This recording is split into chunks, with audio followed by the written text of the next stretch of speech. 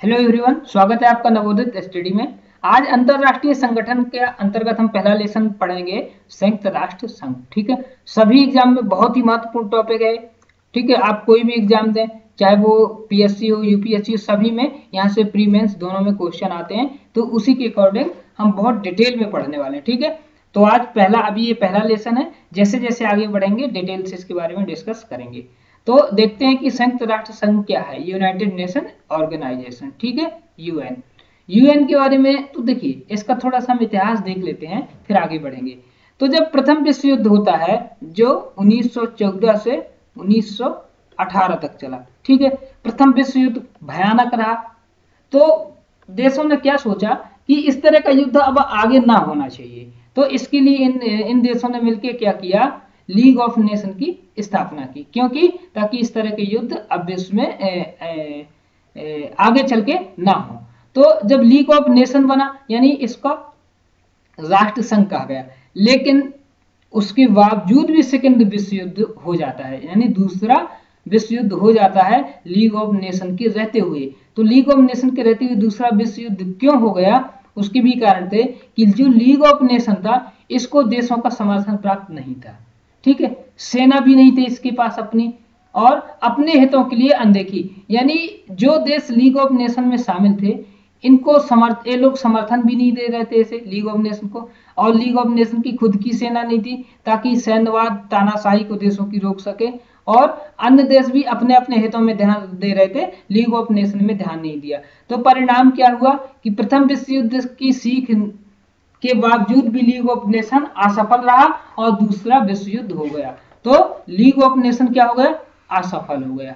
जब ये असफल हो जाएगा तो परिणाम क्या होगा, दूसरा विश्व युद्ध को कोई रोकने वाला है नहीं और दूसरा विश्व युद्ध हो जाएगा। जब दूसरा विश्व युद्ध शुरू हो जाएगा 1939 में, और जब ये खत्म होगा 45 में, जापान में जब परमाणु बम गिराता है अमेरिका, उसके साथ ये खत्म होता है दूसरा विश्व युद्ध। तो इसके परिणाम पहले विश्व युद्ध से और भयानक होते हैं।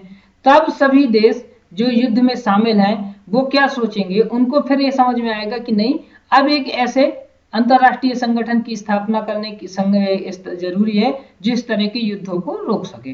तो इसीलिए दूसरे विश्व युद्ध के बाद उसी समय से यूएनओ की स्थापना की शुरुआत होती है और संयुक्त राष्ट्र की स्थापना हो जाती है। तो कैसे होती है, थोड़ा सा इसका इतिहास देख लेते हैं।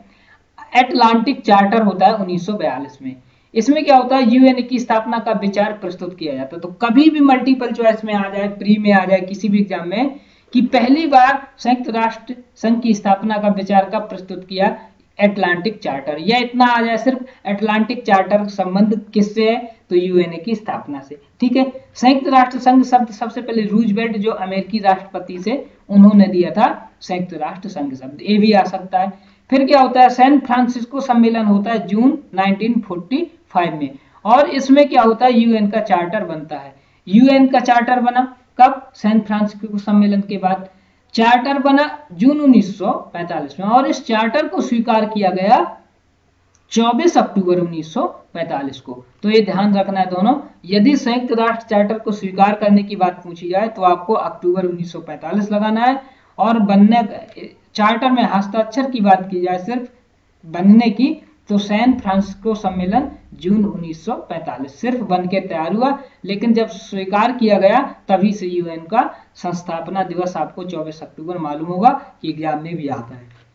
तो क्यों यदि कभी आ जाए कि 24 अक्टूबर का महत्व क्या है, तो उस दिन चार्टर को स्वीकार किया गया था 24 अक्टूबर को। ठीक है, तो ये और एक और ध्यान रखना है कि वर्तमान में 193 कंट्री है सदस्य मेंबर, और भारत जो है इन्हीं संस्थापक सदस्यों में से एक था।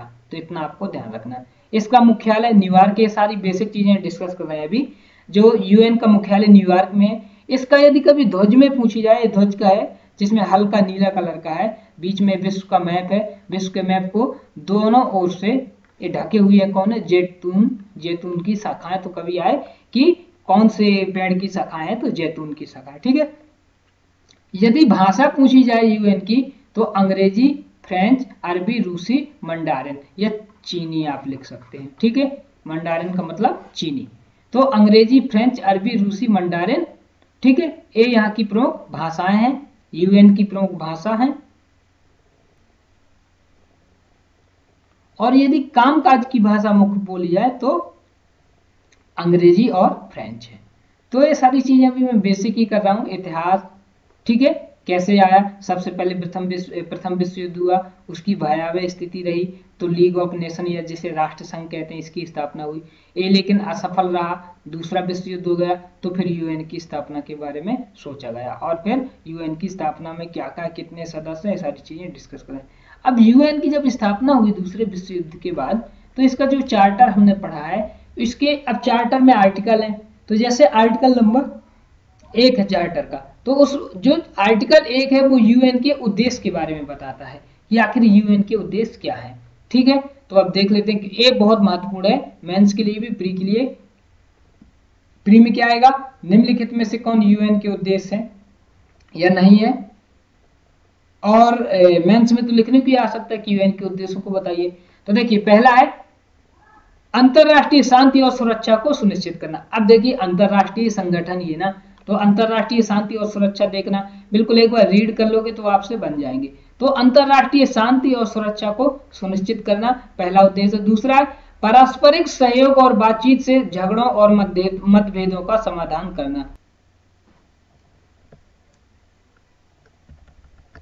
तो अंतरराष्ट्रीय शांति और सुरक्षा के बाद पारस्परिक सहयोग और बातचीत से झगड़ों को सुलझाना, मतभेदों का समाधान करना, ताकि फिर से झगड़े ना हो। तो यदि कोई झगड़ा है तो आपसी बातचीत और सहयोग के माध्यम से उसको सुलझाने की बात करता है। तो पहला शांति सुरक्षा को बढ़ाना, सहयोग के माध्यम से, आपसी बातचीत के माध्यम से झगड़ों समस्याओं का समाधान करना, सभी राष्ट्रों के मध्य मैत्रीपूर्ण संबंधों की स्थापना करना। यदि आपसी बातचीत से समाधान हो जाएगा तो स्वाभाविक है कि मैत्रीपूर्ण संबंधों की स्थापना होगी। विश्व में मतभेदों को मिटाना बहुत महत्वपूर्ण है। कौन कौन से मतभेद, जैसे लैंगिक मतभेद, जाति के आधार पर मतभेद, धर्म के आधार पर मतभेद, तो ये सारे का सिद्धांत है, इसके उद्देश्य हैं यूएन के, कि लिंग जाति धर्म के आधार पर जो होने वाला भेदभाव है उसको खत्म करना। मूल अधिकारों के प्रति सम्मान बढ़ाना, लोगों के मूल अधिकारों की, मानव अधिकारों की घोषणा के माध्यम से मानव अधिकारों की सुरक्षा पे बल कौन देता है, संयुक्त राष्ट्र संघ। और ये प्रमुख उद्देश्यों में से एक है। सामाजिक, आर्थिक, सांस्कृतिक समस्याओं को हल करने में सहयोग, चाहे किसी भी प्रकार की सामाजिक, आर्थिक, सांस्कृतिक समस्या हो, उनको हल करने में आपसी सहयोग पर बल देने का काम कौन करेगा, यूएन। तो यूएन के प्रमुख उद्देश्य में क्या है, बिल्कुल यदि एक लाइन में सभी उद्देश्यों को आपको कवर करना हो तो शांति और सुरक्षा, ठीक है, आपसी बातचीत से समाधान, मैत्रीपूर्ण संबंध, हर तरह के भेदभाव को मिटाना और मूल अधिकारों की सुरक्षा करना, ये प्रमुख उद्देश्य है यूएन के। तो आपको ध्यान रखना है, ठीक है। तो इस लेसन में हमने जो बात किया अभी तक, यूएन का इतिहास क्या है और यूएन के उद्देश्य क्या है। अब अगले लेसन में हम बात करेंगे कि यूएन के सिद्धांत क्या है और प्रमुख इसके अंग क्या है, फिर उन अंगों का एक एक करके अगला हम डिटेल करते चलेंगे, ठीक है। तो उद्देश्यों को याद रखिए, अगले में हम लेसन की भी बात करेंगे।